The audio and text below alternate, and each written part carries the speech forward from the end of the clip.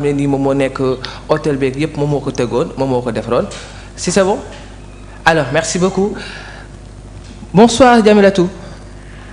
Bonsoir, vous allez bien, V1 journaliste? Ça va, alhamdulillah, et toi? Oui, ça va, alhamdulillah, Dieu merci. Alors, merci beaucoup. Maintenant, est-ce que tu peux revenir sur les détails?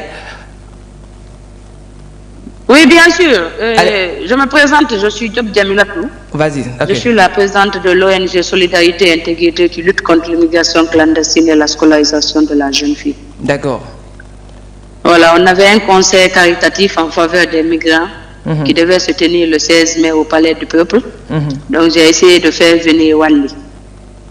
Voilà, donc j'ai appelé Wally, il m'a dit de payer leur billet d'avion et de payer l'hôtel et tout ce qui s'ensuit, quoi. Donc, ils vont venir assister à l'événement.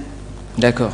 Maintenant, il est arrivé ici, son équipe est venue le 14 mai, les Baïsal et Oumarou et So, et Wally est venu lui-même le 15 mai. Maintenant, le 16 mai, moi, je suis au Palais du Peuple. On m'a appelé pour me faire savoir qu'il y a la primature qui est à l'hôtel. D'accord. Quelle primature? Il dit, la primature de la Guinée.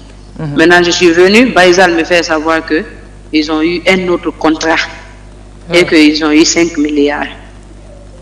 Et il m'a parlé de la FIFA championnat. Actuellement, ils sont là même pour ça. Ouais. Voilà, je l'ai dit, comment vous pouvez avoir un autre contrat alors que vous êtes venu pour mon événement, vous n'avez même pas assisté d'abord à l'événement. Vous êtes actuellement à l'hôtel. Il a commencé de crier, non, on n'a qu'à mettre fin à notre contrat. Mais ouais, pas de problème. Si on va mettre fin à notre contrat, il faut mettre... Baïsal. D'accord. Sen Mahmoud. Je l'ai dit, d'accord, que comme c'est comme ça, remboursez-moi tout ce que j'ai dépensé, 128 540 000 francs guinéens.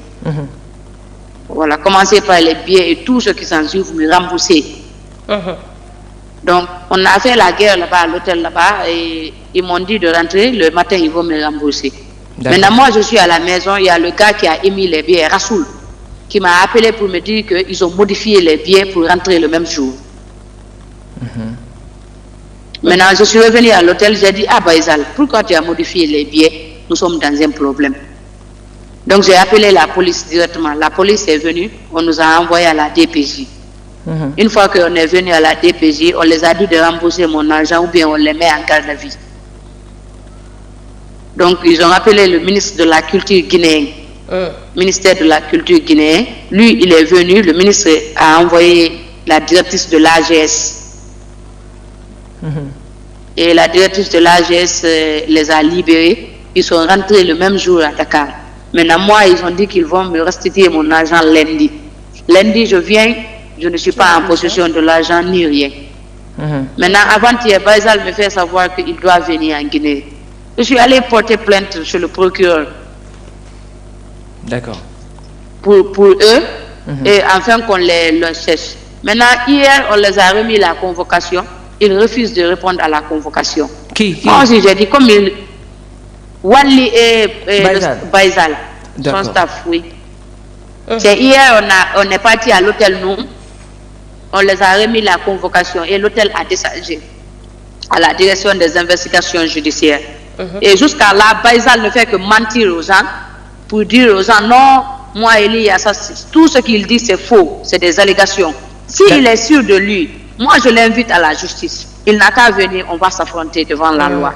Mais s'il ne fait pas ça aussi, j'ai besoin que tous les journalistes du monde, tous les médias du monde m'aident pour qu'on me rétablisse dans mes droits. Parce que vraiment, j'ai beaucoup...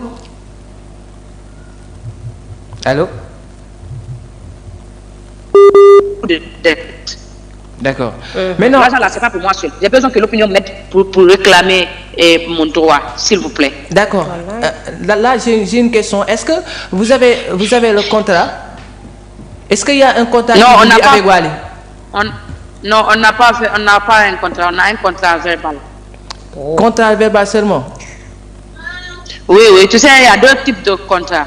Oui. Et si c'est un conseil caritatif, vous faites un contrat verbal. Quand c'est humanitaire, c'est verbal. Maintenant, si c'est un contrat de spectacle, par exemple, tu as vu, non? Vous signez. Moi et lui, sincèrement, on a fait un contrat verbal. D'accord, comme ça veut dire que Wally devrait venir pour assister seulement à l'événement. Pas pour jouer non, un concert. il devait venir assister à l'événement et jouer 2 sons. Un son pour les migrants et l'autre son que selon lui pour le président de la République guinéenne. D'accord. Est-ce qu'il a assisté à l'événement? Il n'a pas assisté à l'événement. Il n'est même pas parti à l'événement. D'accord. Et l'événement a eu lieu? Oui, l'événement a eu lieu au Palais du Peuple. J'étais au palais. Avec les autres artistes? Mais moi, avec les autres artistes ou bien? C'est seulement il y avait qui devait tellement jouer d'artistes. Mais moi, je n'ai pas su ce qui s'est passé réellement au palais parce que nous, on était concentrés à l'hôtel pour que Wally vienne assister, mais il a refusé d'assister sous prétexte qu'il a eu d'autres contrats. Et actuellement, effectivement, il a eu d'autres contrats parce qu'il est là. Ça, c'est un abus de confiance. Et moi-même, je ne sais même pas quoi dire. On parle de 5 milliards de francs guinéens, ce n'est pas une petite somme. D'accord. Non, une question. Alors, est-ce que tu peux revenir en Wolof, s'il te plaît? Pour que les gens qui ne comprennent pas. Mais mon Wolof, c'est pas trop clair. Mais on va essayer. D'accord. Salam alaikum. D'accord. Maaleykum salam. Vous allez bien? Ça va, alhamdulillah. Ouais. Alors, Jamila. Man Diop la sant, Jamila Diop. Ouais, man am na benn problème ak Wally et staff Wally bi. Ouais, parce que Wally ak staff bi ils m'ont escroqué quoi xaalis bi 128 millions. 128 millions. Oui, 128 millions 540 000 francs guinéens bi. D'accord. Ouais. Alors, est-ce que dafa amoon benn contrat boo xam ne moo la boole ak ki nga xam ne moo nekk Wally Seck? Non, man ak Wally Seck bi am na contrat verbal. maanaam si ay kàddu rek ngeen ko tënk. waaw verbal bi. D'accord. Fan ngeen ko waroon jouer? Palais du Peuple 16 mai. Ok, le 16 mai bi passé. waaw 16 mai bi passé Palais du Peuple. D'accord. Événement bi est-ce que amoon na? waaw. Est-ce que Wally Seck rek moo waroon jouer ci événement bi wala am na yeneen artistes yu fa waroon jouer? Non, Wally Seck il n'est pas parti là-bas. D'accord. Il y avait d'autres artistes qui devaient jouer à cet événement? Oui, il y avait d'autres artistes, mais il paraît que d'autres artistes étaient venus là-bas. Ils ont joué? Comme je pense bien qu'ils étaient là-bas. Ah, parce que toi tu n'étais pas là. Parce que nous on était à l'hôtel pour régler le problème. D'accord. Alors, dañu gis benn vidéo boo mais pause bi le manager de Wally a dit que parce que am na beneen contrat bi et xaalis bi 5 milliards la quoi. C'est pourquoi dafa bañ jouer bi sama événement bi. Alors que yow yaa ko paasal. waaw maay paas billet bi maay paas hôtel maay paas lépp sama xaalis la. Est-ce que le lieu a été changé? Vous dites? Est-ce que le lieu a été changé lorsque Wally venait au Guinée? Non, ça n'a pas été changé.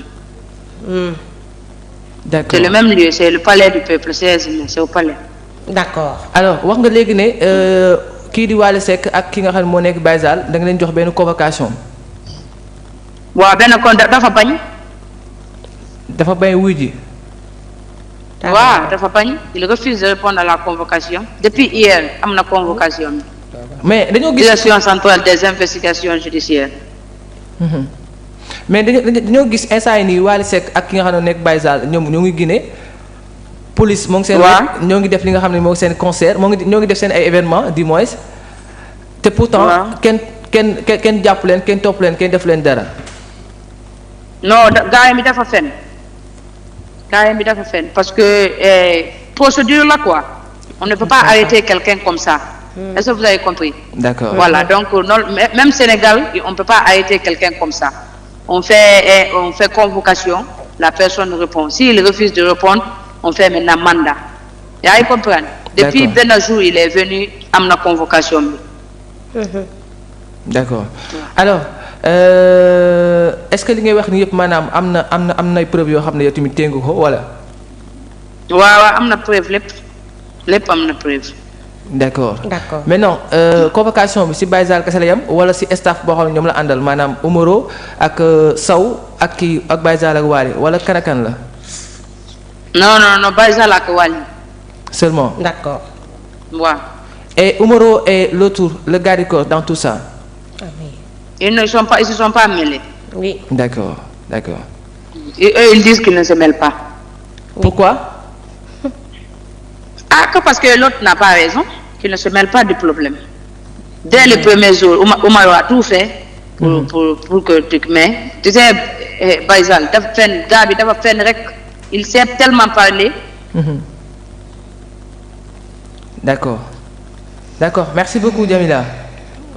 Merci bien, vraiment. Merci, vraiment, je veux que vous m'aidez, qu'on me rétablisse dans mes droits, quoi, Guiriana. D'accord. Je demande à tous les Sénégalais, à toute l'opinion, que la vérité sorte dans cette affaire, quoi.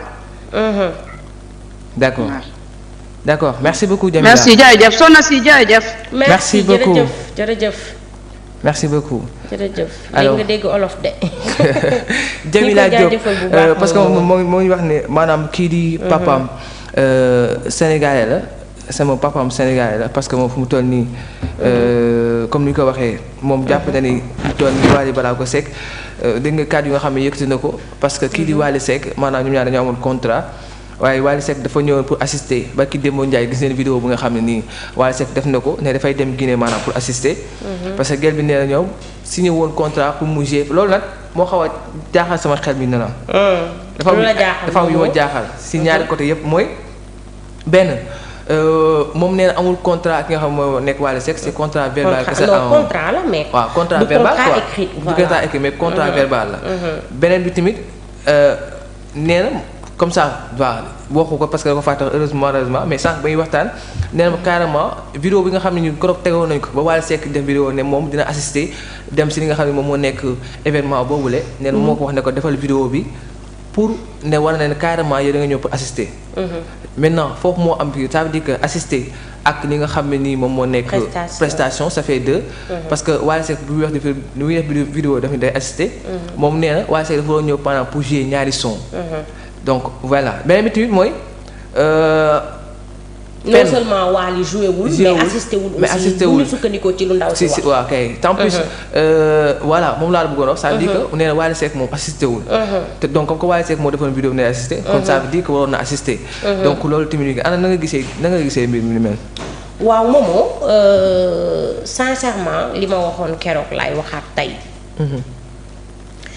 ndaw si soo dégloo li mu wax am na lu logique quand même parce que premièrement li logique mooy man damaa jàpp ni amul benn intérêt wax ni Wally Seck la tëggal Wally tëggalu ko walla la mu bëggoon ca Wally defalu ko ba noppi mu génn di ko wax publiquement te loolu amul ma jàpp ni amul ci benn intérêt à part bien sûr buzz bii nga xamante ni am na ko ci nit ñi di ko ci interview te wax dëgg yàlla loolu benn laps de temps lay durer après ça va te Wally carrière am mi ngi ci carrière am mi ngi doxal donc ma jàpp ni moom ndaw si amul ci benn intérêt benn ñaareel bi kaddu yi nga xamante ni dégg nañ ko ci beneen camp bi ñuy wax ni ndaw si dafa am wéradik xel ndaw si wérul boo ko déggee da ngay xam ni kii wax nit la wax ñaar beneen bi ci topp mooy ndaw si dafa wax ni man maa leen paasal maa leen jox logement maa leen jox aussi lu ñu lekk donc loolu noonu defe naa ni nit ku la ko defal te amut la mu bëgg amut satisfaction ci leen lié woon kooku am na droit yuuxu ko ba ñépp dégg ko beneen bi ci topp mooy beneen camp bi dañoo taxaw ni ndaw si ñoom bi ñu jógee Sénégal ñëw Guinée ndaw si dafa changé lieu bi wax leen ne leen fi mu waroon am amatu fa dégg nga ma te ndaw si dégg nga li mu démentir nee na carrément lieu bi musul changé moomoo wax bu feebaree nopp yi koy dégloo war a wér beneen bi mu cité ay tur ne la bërëb sàngam laa leen porté plainte bi ñu demee la fa xew mu expliqué ko ba wax mu jëntal gi ne procureur sax yónnee na leen convocation mais ñoom ñoo bañ a wuy ji. non boobu tey la waaw voilà. waaw dama la indil démb. indil la tey voilà moom laa cumulé wax la naa man la ci xew. kon foofu la logique bi nekk laataa ma lay wax man li ma ci gis. moomoo gis nga man ma jàpp ni ak lu mën a xew parce que man mënuma ni Wally moo tooñ wala ndaw si moo tooñ. ki nga xamante ni yéen ñaar da ngeen a sekk contrat verbal loolu bari na fi du fi jeex du fi xaaj am na ñoo xamante ni fi mu toll nii même ba ci seen bërëbu liggéeyukaay signé wuñu contrat écrit. dangay wax ma wax weer bu dee dinaa la fay nangam yow li ma bëgg ci yow mooy nga defal ma nangam. am na ni mu amee ci liggéeyukaay yi te Wally Seck way bii muy def prestation yi muy defi feneen ak feneen ak contrat yeneen yi muy am loolu liggéeyam la. est-ce que comprendre nga donc loolu noonu man jàpp naa ni contrat boo ci mën a am rek lii sa wareef mooy nga accomplir ko. moo xam verbal la moo xam lu ngeen signé teg mais lii wareef bi mooy nga def sa wareef muy accomplir sa mission. accomplir sa mission nag mooy ndaw si man ak moom dañoo tënk nii contrat bi li ñu ci liyee mooy nangam la may fay ak lu mu néew maa ci d'accord ak moom.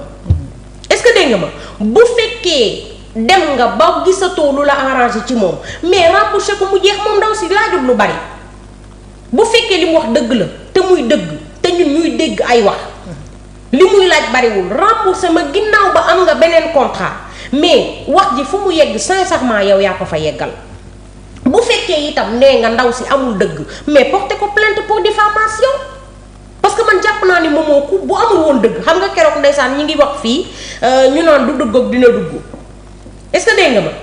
ñu ngi naan dina dugg ak du dugg kon bu fekkoon amu ci benn maanaam amu ci intérêt wala li muy wax du dëgg du ñemee du gàtt fii nii et pourtant amoon nañ benn camp ba pare bi stop mooy moomoo lii dina yàqal Wally Seck lu bari. parce que dina tax ba ñi nga xamante ni ñooy promoteurs yi waxoon naa ko keroog dama koy waxaat dootuñu ko ñimeetee tëggal parce que dañ naan kon bu amaatee beneen contrat daf ma fi naan ñukku teg ma fi dem seeti beneen contrat bu ko gën a arrangé donc loolu noonu man jàpp naa ni coow li parce que kii kenn xamu ko bu ko nit ñi di xam par benn lay doon te coow li ñoo tax ñu xam ko. donc moom moo ciy gën a perdre que ndaw si. kon na ko régler une bonne fois pour toutes. parce que nag voilà ñoo xam non man moom sincèrement. wax dëgg neex yàlla man jàpp naa ni ndaw si mënul ni man Wally Seck ak Wally Seck ni ko yàlla bindee mu am tur. mu ne Wally Seck nag ñi mee tudd Baye Sall ñi mee tudd keneen ak keneen gis nga ko bi ñu ko laajee ci Omaro ak keneen ki lu mu wax. dugguñu ci. parce que ñoom xam nañ ni ñee ñoo tooñ moom loolu la wax tamit. donc moom xam na ko ci bokk ak ku ci bokk. même sànq si téléphone sax. loolu la wax aussi même chose la wax. mi ngi noonu ba pare moomoo ak keneen ki ne du si dugg parce que ñoom moom moo am dëgg. effectivement ba pare moomoo dégg nga li mu la wax mu ne Omaro sax doon na fexe. pour ñoom ñu jéem a dem presté ji kon quel que soit alpha rek ñoom xam nañ fi dëgg gi féetee. mais nag su fekkee yow da nga xam ni diw mii kat man maa ko tooñ ba pare ñime ci dëgg sa tànk kooku moom ñime yàlla mënul weesu loolu mais man jàpp naa ni ku mel ni Wally Seck war na weesu yii moom war na ko weesu bu yàgg booy gis li ñuy wax ay problème staff problème mu entourage problème mu leneen ak leneen yu mel nii moo tax déjà ku mel ni Baye Sall par exemple. boo signé contrat moo xam contrat verbal la moo xam lu mu mën a doon boo waxanteeg nit ki war ngaa xam au dernier moment sax à la dernière minute war nga xam ndax lieu bi changé nañ ko wala changé wuñ ko est-ce que dégg nga ma léegi nag nooy demee ba foofu doo nga xam ne lieu bi dañ koo changé benn ba pare moom dafa wax ci ay kàddoom moom Baye Sall nii ndaw si lim ñu waxoon lépp du dëgg en tant que Baye Sall ak ni mu yàggee ci milieu showbiz bi moomoo ak ni mu xamee showbiz selon moom ni mu koy incarné wee selon moom ni mu ñu koy wanee naka la nit ki mën a waxee nii man maay doomu diw damay liggéey bërëb sàngam te demewut noonu yow avant ngay quitter au Sénégal di dem beneen dëkk laajte woo renseignement defoo say investigation pour mën a xam ndax ndaw si lim la wax dëgg la wala du dëgg en tant que koo xam ne da nga yàgg ci showbiz moom nga xam ne fu nekk la nit di jaar donc loolu déjà c'est pas logique dégg nga ma beneen bi ci topp mooy ndaw si naka la mën a nekkee ku wérul comme ni ko Baye Sall waxee comme il a si bien dit ndaw si naka la mën a nekkee ku wérul nekkul doomu diw yónnee la loo daggee billet jox la avance déjà ba noppi jox la hôtel boo dal je sais pas wala loo lekk donc loolu noonu jàpp naa ni ku wérul wala ku narta tëgg concert wala dara doo ko investir ci nit sincèrement nañ waxante dëgg donc man daal ci li ma jàpp mooy su fekkee Wally Seck liñ koy tudd nii di ko ci wax dëgg la na fay mu noppal boppam noppal ñeneen ñi parce que c'est mieux parce que man jàpp naa ndaw si du bàyyi parce que dañ ko tooñ mu xam ne dañ koo tooñ seede yàlla donc ku ñu tooñ nag am nga droit jooytu foo ko mën a jooyee wax foo ko mën a waxee te am yaakaar gi mu am ci ñun yàlla bu mu tas parce que man jàpp naa ni su fekkoon ministre de la culture bu guinéen waxu ko ne ko dinaa fay amul fitu wax dëgg yàlla nit loo am fit xanaa doo wax ñi nga xamante ni ñooy autorités yi ne dinañ ma remboucher ba pare te waxuñu la ko sincèrement moom nañ teg logique bi rek d'accord mu ne carrément ministre de la culture nee na dina ma fay ba pare fayuñu ko non seulement moom mu wax loolu ba pare te waxuñu ko loolu est-ce que c'est logique xanaa nag kuy fen wala ngay wax ñu baal ñu ci kàddu gi kuy nar wala ngay wax lu dul dëgg xanaa di nga fi bàyyi ñoo xamante ne tey jii boo amee ak ñoom affaire dinañ ko lijjanti ak yow sincèrement borom càq du xeex ak borom baatu neen donc sincèrement kii nga xamante ni moom promotrice la am yaakaar ci Wally Ballago Seck normalement Wally Ballago Seck warul sax di def yenn yi ba nit di ko ci dégg parce que tur bi mu am na ñoo xamante ni ñu ngi ko bëgg ay ati at nekk ci ginnaawam te amuñu ko nit nag su la yàlla jaglee joxe ab jagleel da nga koy xam suñ la tëggalee nga def sa wareef parce que lii muy def nii ci la am yaakaar ci lay liggéey depuis lors ci lay tedd kon bu mu ko foowee. voilà. d'accord Ousse Aty na nga gisee mbir mi. waaw jéggalu sànq ci mouvement bi.